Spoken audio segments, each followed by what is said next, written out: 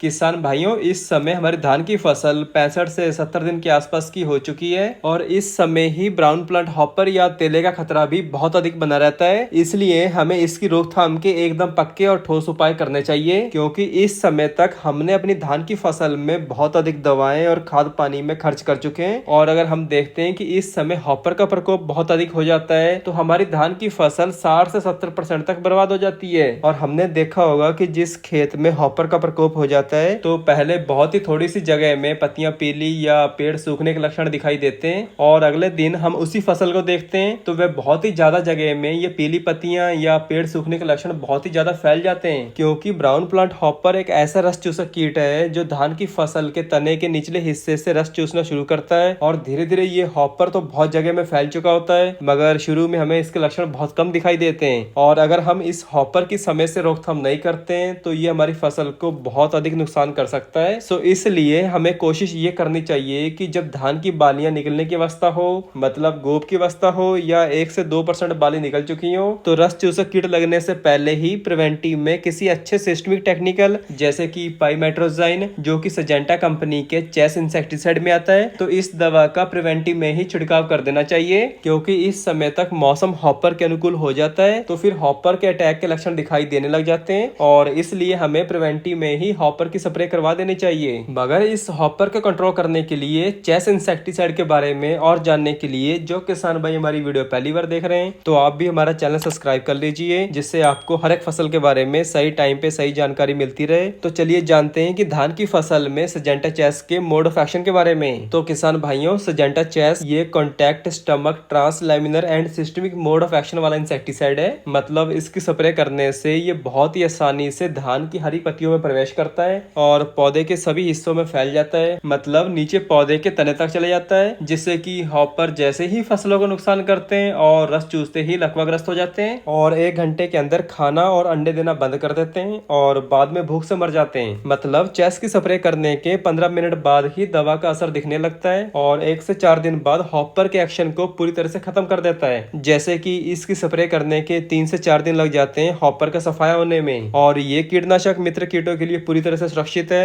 और इस चेस कीटनाशक में जो पाइमेट्रोजाइन टेक्निकल आता है उसकी मात्रा है 50% और ये WG फॉर्मुलेशन में आता है, मतलब वाटर डिस्पर्सिबल ग्रेनुअल। जैसे कि आप इस वीडियो में देख सकते हो कि ये इस तरह से ग्रेनुअल फॉर्म में आता है। और इसके अलावा कई खेतों में तनाछेदक कीट का प्रकोप भी होता है और हम देखते हैं कि बाली निकलने के बाद, मतलब दाना भरने से पहले ही कीट के काटने से बाली सूख कर निकलती है या सफेद निकलती है, तो हमें घबराने की जरूरत नहीं है, क्योंकि इस समय तक काटने वाले कीटों के लाइफ साइकिल का एंड चल रहा होता है। और अगर लगता है कि तनाछेदक कीट के काटने से पिछले साल बालियां बहुत सफेद निकली थी तो फिर हमें पाइमेट्रोजाइन के साथ फिप्रोनिल 5% की मात्रा 400 ml प्रति एकड़ या परफेनोफॉस 50% की मात्रा 400 ml प्रति एकड़ या फिर बाइफेंथ्रिन की मात्रा 200 ml प्रति एकड़ की दर से पाइमेट्रोजाइन के साथ मिलाकर प्रयोग कर सकते हैं। मगर ध्यान ये रहे कि इन दवाओं का अलग अलग घोल बनाकर और बाद में एक एक करके स्प्रे पंप में डाल के स्प्रे कर सकते हैं। और सबसे जरूरी बात यह है कि धान की फसल में हमेशा गोप की अवस्था में या 1 से 2% बाली निकलने पर ही स्प्रे करनी है। और अगर बाली निकलते समय स्प्रे करने की बहुत ही इमरजेंसी है तो फिर किसी भी दवा को बालियों पर तेज प्रेशर से नहीं मारना है, मतलब कि प्रेशर को थोड़ा ऊपर उठाकर ही स्प्रे करना है, डायरेक्ट बालियों पे नहीं मारना है, क्योंकि इस समय बालियों में पॉलिनेशन चल रहा होता है और इस पॉलिनेशन स्टेज में हमेशा सिंगल दवा का ही स्प्रे करना है। और इस समय 2 दवाओं को एक साथ डालते हैं तो भी दानों में फोक बनती है, क्योंकि इस समय अगर किसी भी दवा या खाली पानी की तेज बौछार बालियों में पड़ेगी तो दाना नहीं बनता है। इसलिए ध्यान रखना है कि इस समय दवा का प्रयोग बहुत ही केयरफुली करना है। इसके अलावा भी हमारे कुछ किसान भाइयों के मन में ये रहता है कि हॉपर हमेशा पौधे की निचले सतह में, मतलब पौधे के तने के पास रहता है और इसलिए किसान भाई स्प्रे मशीन की नोजल को थोड़ा नीचे की तरफ करते हुए हॉपर की स्प्रे करते हैं। मगर ये तरीका बिल्कुल गलत है, क्योंकि ये दवा सिस्टमिक तरीके से काम करती है, अपने आप पत्तियों के द्वारा तनों तक पहुंच जाती है। सो इसलिए इस समय तेज प्रेशर मारने से धान की बालियों को काफी नुकसान होता है। और अब बात कर लेते हैं कि चेस कीटनाशक ये कौन कौन सी फसलों के कौन कौन से कीटों को कंट्रोल करता है। तो धान की फसल में ब्राउन प्लांट हॉपर और लीफ हॉपर का कंट्रोल करता है और आम की फसल में हॉपर और टमाटर, आलू, कपास आदि फसलों में एफिड्स, जैसिड्स, व्हाइट फ्लाई और सभी प्रकार के चूसने वाले कीटों को कंट्रोल करता है। और बात करते हैं इसकी सही मात्रा के बारे में, तो इसकी सही मात्रा रहेगी 120 ग्राम से 125 ग्राम प्रति एकड़। मतलब इस समय 150 से 200 लीटर प्रति एकड़ पानी का ही प्रयोग करना है, जिससे हमारा खेत पूरी तरह से अच्छे से धुल जाए। और अब बात कर लेते हैं इसके रिजल्ट टाइम के बारे में। तो इसका रिजल्ट 20 से 22 दिन तक रस चूसक कीटों को कंट्रोल करके रखता है, मतलब जरूरत के हिसाब से इसकी 2 बार स्प्रे भी कर सकते हैं। और अब बात कर लेते हैं इसकी कीमत के बारे में। तो इस समय इसके 120 ग्राम पैक की कीमत रहेगी 480 से 500 रुपए।